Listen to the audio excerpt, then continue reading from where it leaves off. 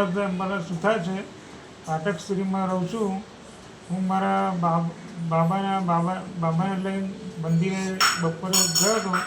અચાનક વાંદરાએ મને હુમલો કર્યો અને મારા પગ પકડી લીધો અને હું પડી ગયો અને મારો છોકરો સાયકલ પર હતો નાની, એને મેં બાથમાં ઉગાડી દીધો અને 3-4 જગ્યાએ મને કર્યો છે વાંદરા કપીરા લોહી લુહાણ થઈ ગયું હતું.